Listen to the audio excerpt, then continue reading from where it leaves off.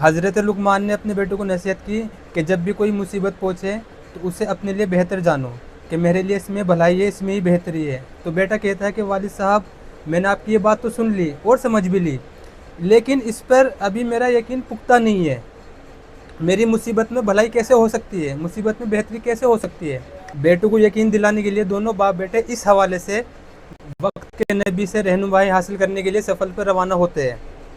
کئی دن رات سفر جاری رکھا، راستے میں ایک ویران جنگل میں داخل ہو گئے۔ شدید گرمی تھی، کھانا ختم ہو گیا تھا، کھچر بھی تھک چکے تھے اور پیاس کی شدت سے ہانپنے لگے۔ تو دونوں باپ بیٹے کھجر سے نیچے اتر آئے اور پیدل ہی چلنے لگے۔ اب اچانک ہی بہت دور ایک سایہ اور دھواں نظر آیا، تو حضرت لقمان کو نے سوچا کہ شاید وہاں کوئی آبادی ہے، تو اسی طرف چلنے لگے۔ تو راستے میں بیٹے کو ٹھوکر لگی اور بیٹے کو تلوے میں ایک ہڈی لگ گئی اور وہ ہڈی پوری آر پار ہو گئی۔ اب حضرت لقمان کے بیٹے درد کی شدت سے بے ہوش ہو کے نیچے زمین پہ گر گئے۔ آپ نے بیٹے کو سینے سے چپکا لیا اور دانتوں سے ہڈی نکالنے لگے، اور کڑی مصیبت کے بعد وہ ہڈی نکل ہی گئی۔ والد سے عرض کرتے کہ آپ نے تو فرمایا تھا کہ ہر مصیبت میں بھلائی ہے، ہر مصیبت میں بہتری ہے، لیکن ابو جی آپ دیکھیں کہ میرے درد کی شدت کی وجہ سے دیکھ کے آپ کی بھی آنکھوں میں آنسو آ گئے۔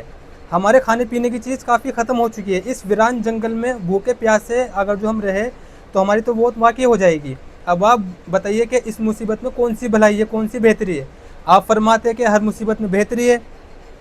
حضرت حکیم لقمان نے ارشاد فرمایا کہ بیٹے اس مصیبت میں بھی تمہارے لیے کوئی بہتری ہے، ہو سکتا ہے کہ اس چھوٹی مصیبت میں کوئی بڑی مصیبت دور کرنا چاہ رہے ہو۔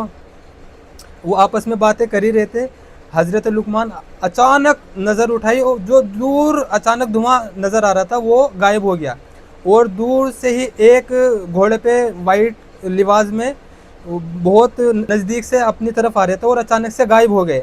اور پھر ایک آواز آئی کہ میں جبرائیل ہوں، میں جبرائیل ہوں، اور مجھے صرف فرشتے اور انبیاء ہی دیکھ سکتے ہیں، اور مجھے اللہ تعالیٰ نے حکم فرمایا تھا کہ میں فلاں شہر میں اور اس کے آس پاس کے فلاں لوگوں کو زمین میں دھسا دوں، لیکن مجھے خبر ملی کہ باپ بیٹے اسی شہر کی طرف آ رہے۔ اللہ تعالیٰ نے حکم تمہیں اس شہر میں داخل ہونے کے لیے آپ کے بیٹے کو آزمائش میں مبتلا کیا۔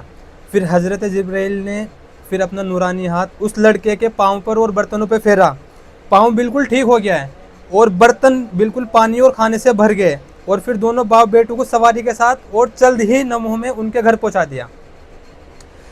جب بھی کسی مصیبت میں مبتلا ہو تو ہمارا رویہ یہ ہونا چاہیے کہ یہ مصیبت کسی بڑی مصیبت کو ٹالنے کے لیے آئی ہے، اور اس مصیبت میں ہمارے لیے ہی بہتری ہے، کیونکہ مصیبت آتی ہی اسی لیے ہے کہ ہمیں کسی بڑی مصیبت سے بچائے۔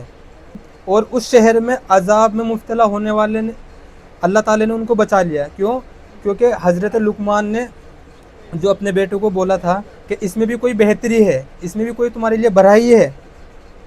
ممکن ہے کہ یہ مصیبت اس لیے آئی ہو کہ تاکہ کوئی بڑی مصیبت سے بچا لے،